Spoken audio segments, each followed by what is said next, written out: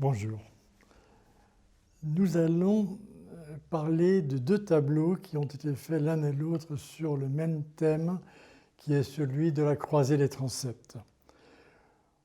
L'un et l'autre vont représenter un temple. L'idée est plutôt celle d'un temple chrétien, mais en fait, tous les temples sont fondés à partir des 4 points cardinaux de ce repérage entre le nord, le sud, l'est et l'ouest. Donc là, l'exemple sera plutôt celui d'un temple chrétien où on a l'évocation du parvis, les 3 portes centrales, qui mènent à la nef. La nef est verticale, elle va de l'ouest à l'est, l'endroit d'où vient la lumière, et par analogie, par symbolisme, l'endroit d'où vient l'expression de la volonté divine qui est censée s'actualiser, s'exprimer sur l'autel au cours des différents rituels où l'homme essaye d'être en accord avec la volonté du principe. Cet autel qui est à la croisée du transept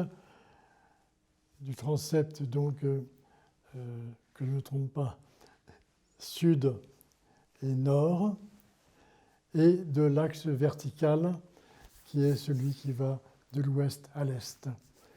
Cet autel est porté par une lune, mais qui peut aussi être vu comme une nef qui porte l'autel, lequel est supporté par 3 marches qui sont comme 3 degrés de la création ou de la manifestation.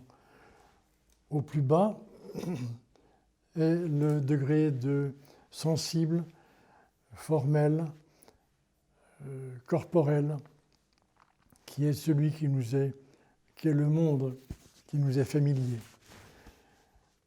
Après, on a un deuxième degré, une deuxième marche, qui est celle du monde déjà invisible, que sont les idées, les sentiments, les structures psychologiques et psychiques.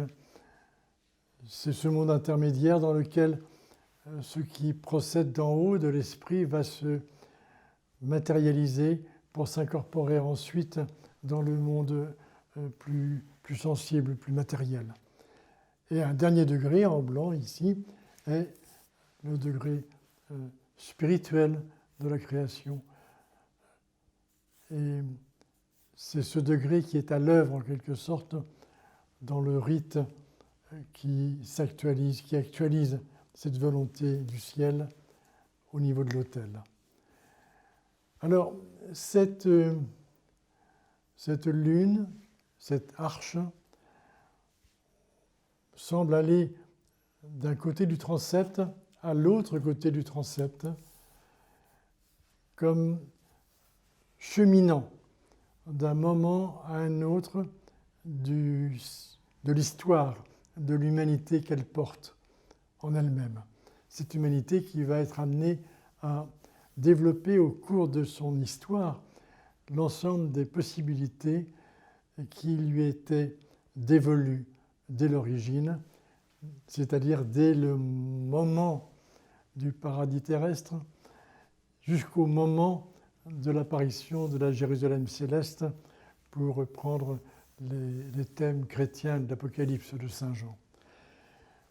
L'autre tableau, plus récent, est très proche. On retrouve les images du parvis, les images de la lune, de la nef, des degrés qui vont porter non pas cette fois-ci un autel, mais une coupe qui est sertie dans 2 carrés enlacés, respectivement stables et, disons, dynamiques. Cette figure à 8 côtés, 2 x 4, 8, est une figure qui accompagne souvent les baptistères romans, par exemple. Une figure, ce chiffre 8, du Christ cosmocrateur, qui génère le monde, qui gère le monde. C'est une autre image de l'autel, parce qu'en fait, à l'autel s'actualise la même réalité qui est chargée, qui va donner à l'humanité la possibilité d'accomplir ce pourquoi elle est cette fois-ci destinée. Voilà ce que je pouvais dire de cet autre tableau, mais vous voyez combien la structure sont proches l'une de l'autre.